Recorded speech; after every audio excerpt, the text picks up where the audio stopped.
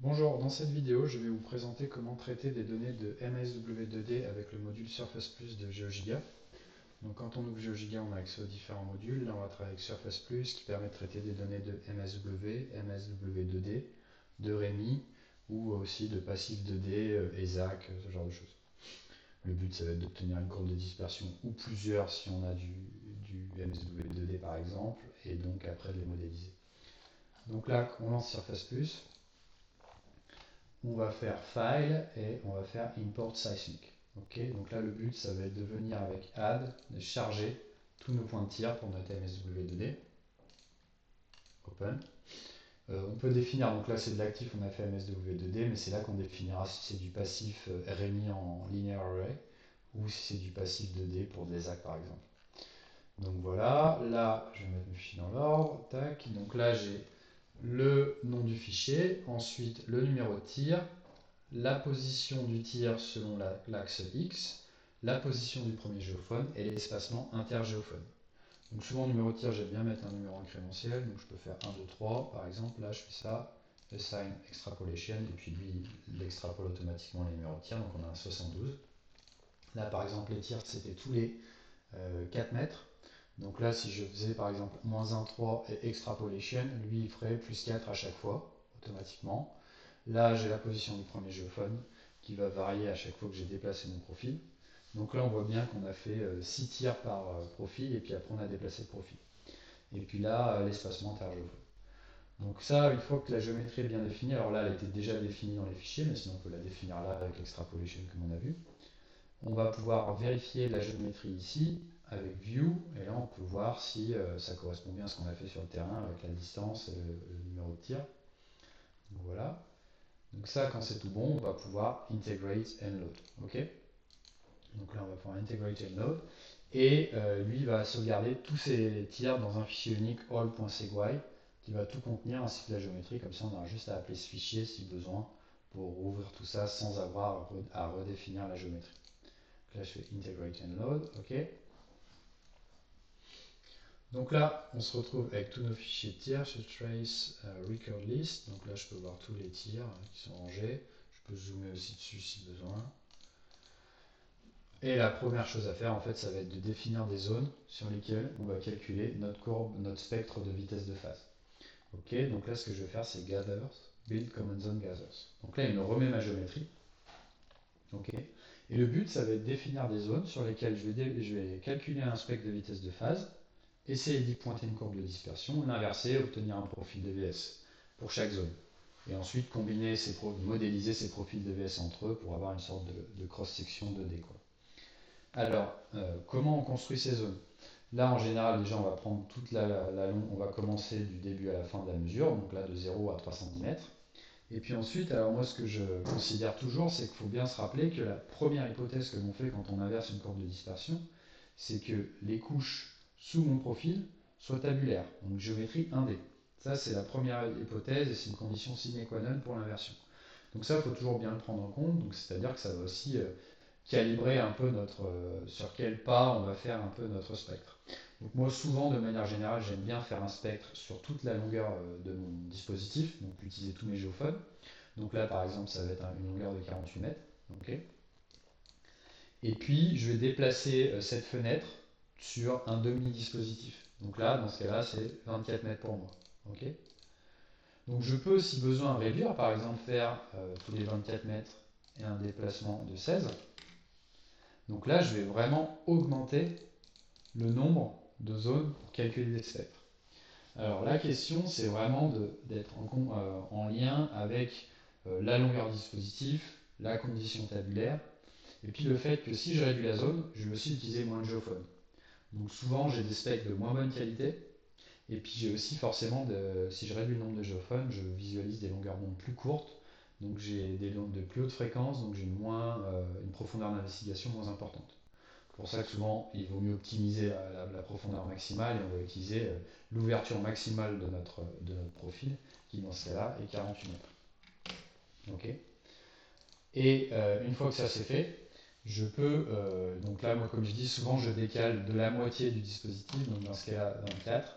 Et donc là, on va se rendre compte qu'on a 13 zones. Ce qui puissant, ce qui va faire 13 spectres, 13 courbes de dispersion qu'on va modéliser. Sur 300 mètres, c'est plutôt raisonnable, ça fait une courbe de dispersion à peu près tous les 30 mètres, ça reste largement raisonnable à l'échelle de la MSW. Okay, donc il y a toujours ces concepts à prendre en compte quand on va calculer notre zone. De toute manière, on peut faire plusieurs tests, faire plusieurs calculs de zone, calculer les spectres et vérifier lesquels sont les plus intéressants. Donc là, je vais garder ça, 13 zones. Je vais construire mes zones, pardon, et je vais me retrouver avec mes 13 zones. Okay. Et là, le but, ça va être de créer un spectre pour chaque zone. Okay, donc inverser, pointer si on a une courbe de dispersion, puis l'inverser.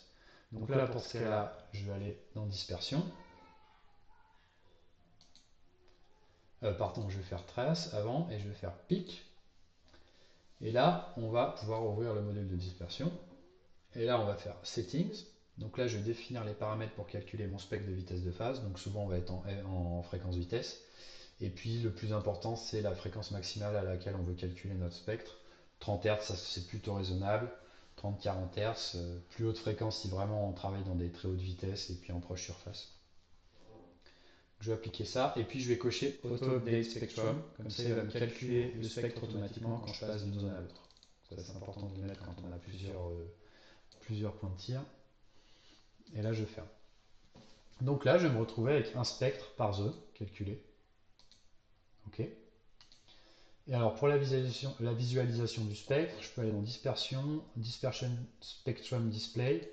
Et puis là, je peux aussi optimiser un peu la visualisation. Moi, souvent, je fais une échelle exponentielle qui est quand même plus sympa qu'une échelle linéaire pour pointer. Où il va vraiment optimiser les zones où la valeur de cross-corrélation est la meilleure. Okay, et où l'amplitude du spectre est maximale, comme vous pouvez le voir ici quand je pointe. Donc là, après, le but, ça va être de faire le pointé de la courbe de dispersion pour chaque zone. Donc là, je fais Dispersion Picking. En général, l'intervalle pour le picking, j'aime bien faire 0,6 et puis il y a un picking assisté, vous allez voir, en fait on va suivre la souris et ça va pointer la courbe. Alors là on peut pointer des modes supérieurs s'il y en a, donc là je vais rester sur le mode fondamental. Puis après je viens avec ma souris sur mon spectre, je fais clic gauche, je reste appuyé et puis lui va venir pointer les zones où le spectre est maximal, donc directement le résultat de la cross-corrélation. Ok. Et donc voilà, donc ça j'ai pointé ma première courbe, je vais passer à ma deuxième. Voilà. Troisième. Quatrième courbe.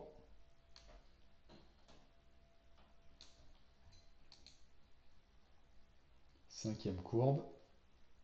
Voilà, donc là je vais toutes les pointer comme je peux. Voilà, je les pointe. Donc là on voit toujours la courbe précédente qui s'affiche en pointillé, hein, ça peut toujours aider pour voir les variations. Oups, tac.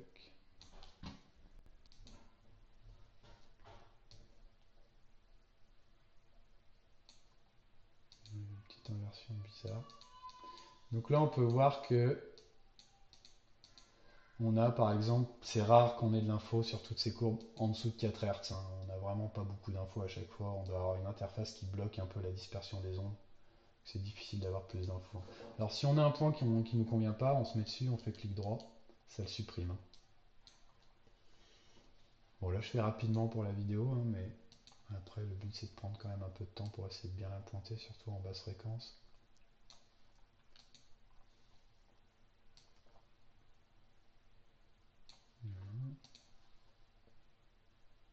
Alors on voit sur la fin que la vitesse augmente un peu là, vous voyez. Donc ça, ça peut être lié à plusieurs choses. Ou on a un mode supérieur un peu plus excité, ou ça peut être au fait tout simplement que la fin sur la route, sur la digue là, c'était un peu plus compact, donc on a des vitesses un peu plus élevées, hein. Ça peut même faire une inversion de vitesse des fois, ce qui est un peu le cas ici. Donc ça c'est vraiment l'expérience de terrain ou les notes de terrain qui vont nous dire si c'est vraiment un mode supérieur ou pas. Et puis par rapport à l'ancienne, où on voit qu'on est sur des vitesses qui sont assez faibles, hein, on est sur des vitesses de 160 mètres secondes, là 150, et puis là on passe à 175, ça reste des changements de vitesse qui sont pas très importants. Donc même si je pointe, on est quand même sur... Et puis les modes supérieurs et modes fondamentaux dans les hautes fréquences, ils sont très proches les uns des autres. Hein. C'est plus à ces fréquences un peu plus faibles où là ça va jouer de manière plus importante. Okay, donc voilà. Mais bon, il faut toujours bien avoir les notes de terrain. Là c'est pareil, vous voyez, c'est un peu particulier.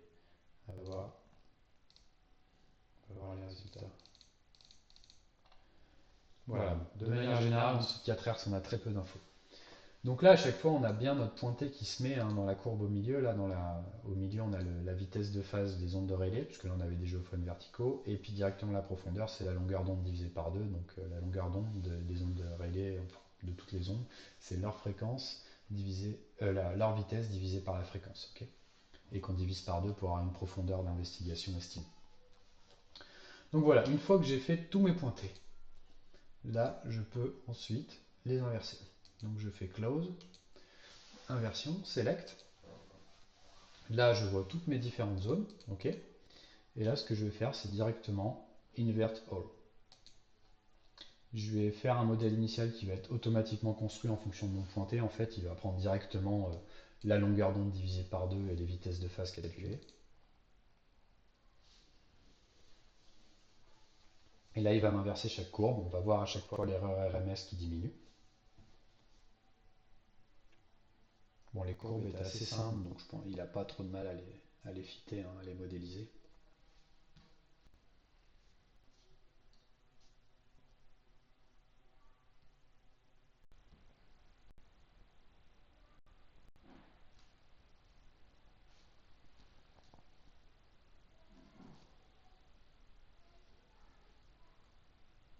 Voilà. Donc là, il a fini. Donc là, on peut retourner aussi sur chaque inversion pour voir l'erreur RMS. Bon, de manière générale, pour du VS, du moment qu'on est en dessous de 5%, c'est plutôt pas mal. Ça fait des vitesses qui sont relativement faibles, des variations de VS relativement faibles. Donc là, une fois que c'est bon, qu'on considère que toutes nos inversions sont bonnes, on peut directement aller dans Section, Color Section. Et là, il va directement montrer les résultats de la modélisation de tous mes profils de VS calculés. Ok. Donc là, après, on peut faire directement de l'interprétation. Alors là, on peut ajuster l'échelle de ma section. Ok, X, profondeur. On peut montrer que les résultats de la courbe de dispersion ou justement des modèles aussi. Donc voilà, on applique. Ensuite, on peut trimer ça, c'est-à-dire qu'on peut appliquer différents types de lissage, enlever la couche de fond si besoin pour éviter que ça fausse le modèle. Ensuite, on va pouvoir directement travailler sur l'échelle de couleurs pour faire de l'interprétation. Donc ça, c'est intéressant. Donc on peut réduire un peu la gamme de couleurs si besoin, et puis directement faire de l'interprétation. Donc si par exemple on veut, on dit que notre différence argile-sable est à partir de 200 mètres par seconde, je peux mettre une ligne de contour, l'appliquer, la visualiser. Je peux par exemple modéliser les sables avec une symbologie. Alors là, il faut l'appliquer, il faut réduire un peu l'échelle de couleur, mais je peux appliquer ça et le visualiser. Alors, il faut que je clique sur symbole là. Vous voyez, on peut visualiser les différentes couches et ainsi de suite. Donc ça peut être intéressant pour faire de l'interprétation directe. Si je mets des symboles, il faut bien cliquer ici et décocher symbole là pour toujours garder l'échelle de vitesse à droite. Ok, de vitesse d'onde S. Donc là, je ferme. Donc je peux faire de l'interprétation assez simple là. Pareil, l'échelle de couleur encore, on peut l'ajuster et l'interpoler différemment si nécessaire. Je ferme. Cette visualisation 2D peut être directement exportée en grille XZV si nécessaire pour utiliser dans d'autres softs. On peut aussi venir montrer dessus des forages, des résultats de forage. Donc directement, on l'intègre nous manuellement, ou on a un fichier TXT avec profondeur et valeur de vitesse ou un nom de lithologie par exemple, qu'on va venir importer là-dedans. Voilà, et puis c'est à peu près tout pour la modélisation 2D. Une fois que ça c'est fait, on peut aussi exporter toutes les courbes, toutes ces choses-là en fichier TXT, les modèles, tout ce qui a été calculé peut être exporté facilement pour les rapports. Si je veux revenir dans mon inversion pour en refaire avec différents modèles initiaux, si par exemple j'ai des données de CPT ou de forage pour contraindre les modèles initiaux, c'est aussi possible de les intégrer pour l'inversion, pour les ajuster. Puis ensuite recalculer une color section. Si je veux refaire mon picking, je vais dans Trace et je pique de nouveau mes fichiers si nécessaire pour de nouveau les inverser. Okay, après, je peux aussi changer les zones, faire plus de zones si besoin pour revoir et voir les différences de modélisation. Donc voilà pour le module MSW. Merci et puis n'hésitez pas si vous avez des questions.